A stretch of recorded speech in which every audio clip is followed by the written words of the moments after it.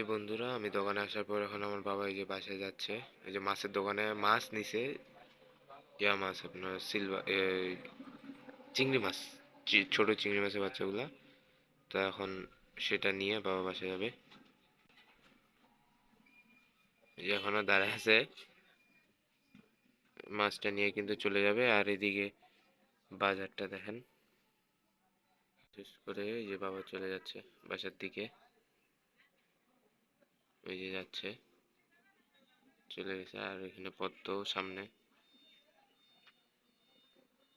এখন কিন্তু দোকানে চলে আসছি দুপুরে খাবার করে, বাসা থেকে চলে আসছি। আর এখন বাজে হচ্ছে আপনার 3টা 11। আর আমি দেখাইলাম আমার বাবা বাসায় যাচ্ছে, সেটা ভিডিও কিন্তু আমি আপনাদেরকে দেখাইলাম। তো আমি আসছি কিন্তু আপনার 2টা 10-এ, 2টা 10-এ আসছি।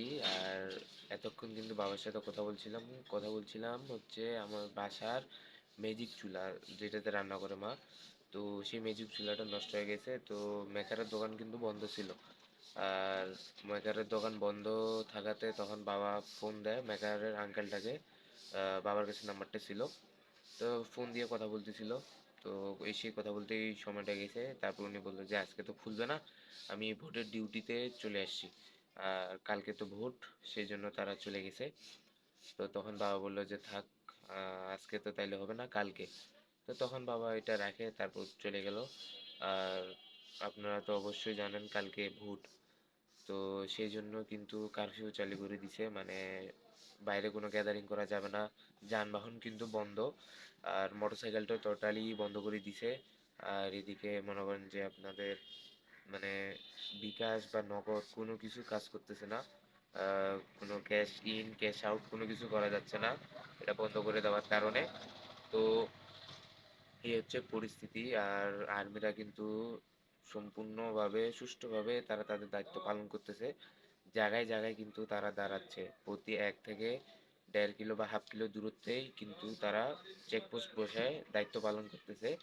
আর এই মুহূর্তে আমি বাজারের ভিউটাও দেখাই, আমি আমার বাজারে কেমন পরিস্থিতি, কেমন লোকজন কেমন।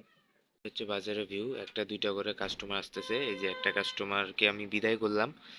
আর এই হচ্ছে মার্কেট অবস্থা একবারে শুনশান, কোনো গ্যাদারিং নাই। আর্মিদের একটাই কথা, আপনারা যা প্রয়োজনীয় জিনিস লাগে আপনাদের, আপনারা নিবেন, নিয়ে সোজা বাসায় চলে যাবেন। কোনো জায়গায় গ্যাদারিং করবেন না, ওদের সোজা কথা। তো সেই জন্যই বাজারে তেমন একটা লোকজন নাই, গ্যাদারিংও নাই। আসতেছে, নিচ্ছে, চলে যাচ্ছে। এই যে মাছের দোকানটাতে দেখেন লোকজন দাঁড়ায় আছে। এই যে এখানে 2জন কাস্টমার। তো এরা কিন্তু এখানে খরচ নিচ্ছে, নিয়েও চলে যাবে। আর এই হচ্ছে বাজারের ভিউ। আমার সামনের দোকানদার কিন্তু বন্ধ, এই পাশের দোকানদারটাও বন্ধ। ওই পাশে ওই সবসময় খোলা রাখে আমাদের মতো করে। ওই যে আমার সামনের এই দোকানদার, ওখানে কিন্তু দাদু বসে আছে, ওই দোকানের বড় মালিক যিনি, দাদুরা। তো উনি বসে আছে। আর লোকজন তো নাই, এই পাশের দোকানও বন্ধ, এই পাশের দোকানগুলোও বন্ধ। মার্কেট ফাঁকা। আর এই যে এখানে পদ্ম বসে আছে, পদ্ম দোকানে বসে আছে। তো এই হচ্ছে আপডেট বাজারের। আপনাদেরকে বাইরের ভিউটাও দেখাইলাম, বাইরের পরিস্থিতিটাও দেখাইলাম। আর লোকজনও কিন্তু নাই, ওই নিচ্ছে খরচ নিয়ে ডাইরেক্ট সোজা বাসায় চলে যাচ্ছে, কোনো আশপাশে কোনো গ্যাদারিং করতেছে না। আর আপনাদেরকে তো আমি বললাম ভিডিওতে যে বিকাশ নগদ কোনো কিছু কাজ করতেছে না। আর আমি প্রথমে মনে করছিলাম যে নেট বন্ধ হয়ে যাবে, মনে হয় আপনার অনলাইন জিনিসগুলা বন্ধ হয়ে যাবে, ব্যাংক বন্ধ তো হয়ে গেছে ব্যাংক। আমি বলছি যে অনলাইনগুলো বন্ধ হয়ে যাবে, তো আপনাদেরকে মনে হয় আমি ভিডিও দিতে পারবো না।